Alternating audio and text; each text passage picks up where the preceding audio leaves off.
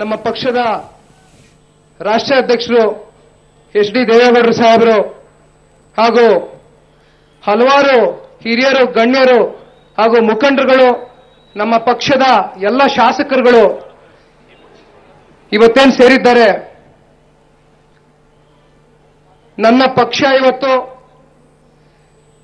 ನನಗೆ ಟಿಕೆಟ್ ಕೊಡುವ ವಿಚಾರವಾಗಿ ಇವತ್ತು ಮಂಡ್ಯ ಜಿಲ್ಲೆಯ ಎಲ್ಲ ಶಾಸಕರುಗಳು ಕೂತ್ಕೊಂಡು ಇವತ್ತು ನಮ್ಮ ಜಿಲ್ಲೆಗೆ ಸಂಬಂಧಪಟ್ಟ ಎಲ್ಲ ಮುಖಂಡರುಗಳು ಹಾಗೂ ಬಹುತೇಕ ಕಾರ್ಯಕರ್ತರುಗಳ ಜೊತೆ ಕೂತ್ಕೊಂಡು ಚರ್ಚೆ ಮಾಡಿ ಇಲ್ಲಿಯ ಜನಗಳ ಅಭಿಪ್ರಾಯಗಳನ್ನ ಸಂಗ್ರಹಿಸಿ ನನಗೆ ಟಿಕೆಟ್ ಕೊಡುವ ವಿಚಾರವಾಗಿ ಇವತ್ತು ನನ್ನ ಪಕ್ಷ ಮುಂದೆ ಬಂದಿದೆ. ನಾನು ಹೆಚ್ಚಾಗಿ ಏನು ಮಾತಾಡ್ಲಿಕ್ಕೆ ಹೋಗೋದಿಲ್ಲ.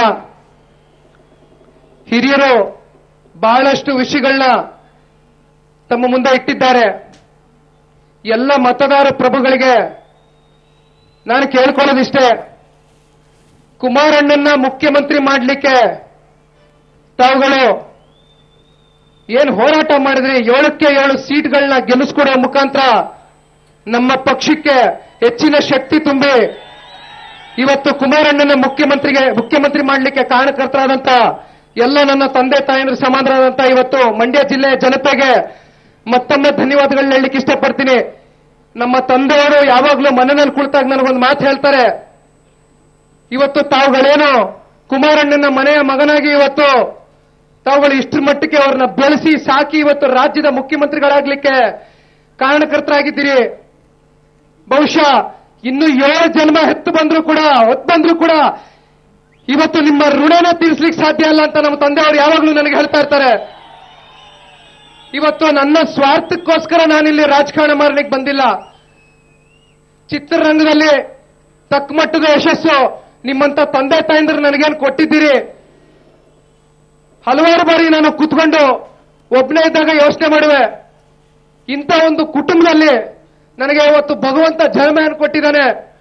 ಬಹುಶಃ ನಿಮ್ಮಂತ ತಂದೆ ತಾಯಂದ್ರುಗಳ ಸೇವೆ ಮಾಡಲಿಲ್ಲ ಅಂದ್ರೆ ಆ ಭಗವಂತ ಮೆಚ್ಚಲ್ಲ ಅನ್ನೋ ಒಂದು ವಿಷಯ ನನ್ನ ಈ ಹೃದಯದಲ್ಲಿ ಯಾವಾಗಲೂ ಕಾಡ್ತಾ ಇರುತ್ತೆ.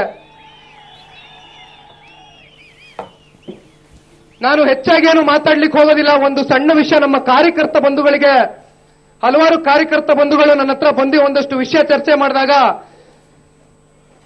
ಇತ್ತೀಚಿನ ದಿನಗಳಲ್ಲಿ ಸೋಷಿಯಲ್ ಮೀಡಿಯಾಲಿ ಬರ್ತಾ ಇರುವಂತ ಸಾಮಾಜಿಕ ಜಾಲತಾಣದಲ್ಲಿ ಹರಿದಾಡ್ತಾ ಇರುವಂತಹ ಒಂದು ಸುದ್ದಿ ಏನಿದೆ, ಗೋ ಬ್ಯಾಕ್ ನಿಖಿಲ್ ಅನ್ನೋ ಒಂದು ಸುದ್ದಿ. ಗೋ ಬ್ಯಾಕ್ ಅಂದ್ರೆ ಅಣ್ಣ ಹಿಂದೆ ಸರಿಯಪ್ಪ ನಿಖಿಲ್ ಅಂತ. ನಾನು ಹಿಂದೆ ಹೋಗ್ಬೇಕಾ ಅಥವಾ ನಿಮ್ಮಗಳ ಜೊತೆ ಮುಂದೆ ಬರ್ಬೇಕಾ ಅನ್ನೋದನ್ನ ತಮ್ಮಂತ ತಂದೆ ತಾಯಂದ್ರುಗಳು ತೀರ್ಮಾನ ಮಾಡಬೇಕು ಅಂತ ಹೇಳಲಿಕ್ಕೆ ಇಷ್ಟಪಡ್ತೀನಿ. ಈ ಸಂದರ್ಭದಲ್ಲಿ ಇನ್ನ ಹೆಚ್ಚು ಮಾತಾಡ್ಲಿಕ್ಕೆ ಹೋಗೋದಿಲ್ಲ.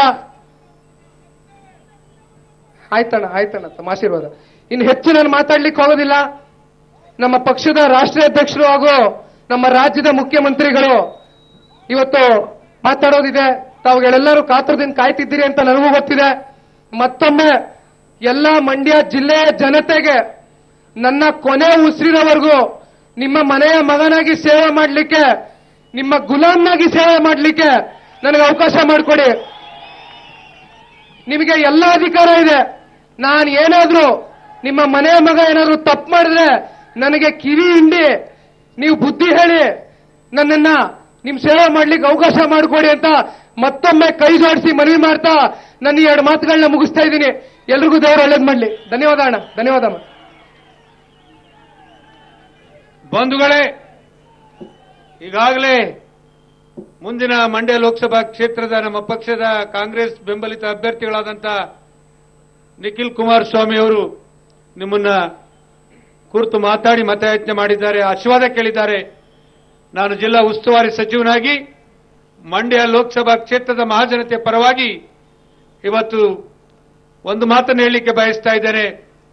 ಇವತ್ತೇನು ಕಳೆದ ವಿಧಾನಸಭಾ ಚುನಾವಣೆಯಲ್ಲಿ 8 ವಿಧಾನಸಭಾ ಕ್ಷೇತ್ರದಲ್ಲಿ ಅತ್ಯಂತ ಅಂತರದಿಂದ ನಮ್ಮ ಪಕ್ಷದ ಅಭ್ಯರ್ಥಿಗಳನ್ನು ಗೆಲ್ಲಿಸಿ ಶಾಸಕರಾಗಿ ಈ ರಾಜ್ಯದ ಮುಖ್ಯಮಂತ್ರಿಗಳಾಗಿ ಕುಮಾರಣ್ಣ ಅವರು ಜವಾಬ್ದಾರಿಯನ್ನು ನಿರ್ವಹಿಸಲಿಕ್ಕೆ ಯಾವ ತುಂಬು ಹೃದಯದ ಆಶೀರ್ವಾದವನ್ನು ನಮ್ಮ ಜಿಲ್ಲೆಯ ಜನ ಮಾಡಿದ್ರು, ಇವತ್ತು ಈ ಮಂಡ್ಯ ಲೋಕಸಭಾ ಕ್ಷೇತ್ರದ ಚುನಾವಣೆಯಲ್ಲಿ ನಿಖಿಲ್ ಕುಮಾರಸ್ವಾಮಿ ಅವರನ್ನ ಇತಿಹಾಸದಲ್ಲಿ ಬರೆದಿರ್ತಕ್ಕಂಥ ಬಹುಮತದಿಂದ ಗೆಲ್ಲಿಸ್ಕೊಡ್ತೀವಿ ಅಂತಕ್ಕಂಥ ಮಾತನ್ನ ನಿಮ್ಮೆಲ್ಲರ ಪರವಾಗಿ ನಾನು ಹೇಳ್ತಾ ನಿಮ್ಮನ್ನ ಕುರಿತು ಮಾತಾಡಬೇಕು ಅಂತೇಳಿ ನಿಮ್ಮೆಲ್ಲರ ಸರ್ವೋಚ್ಚ ನಾಯಕರು, ರೈತರ ಕಣ್ಮಣಿ, ಇವತ್ತು ನನ್ನೆಲ್ಲ ರೈತರಿಗೆ ತಂದೆ ಸ್ಥಾನದಲ್ಲಿರ್ತಕ್ಕಂಥ ದೇವೇಗೌಡಜಿ ಅವರು ಈ ಸಭೆಯನ್ನು ಕುರಿತು ಮಾತಾಡಬೇಕು ಅಂತೇಳಿ ಅವರಲ್ಲಿ ಕೈ ಮುಗಿದು ವಿನಂತಿ ಮಾಡ್ತೇನೆ.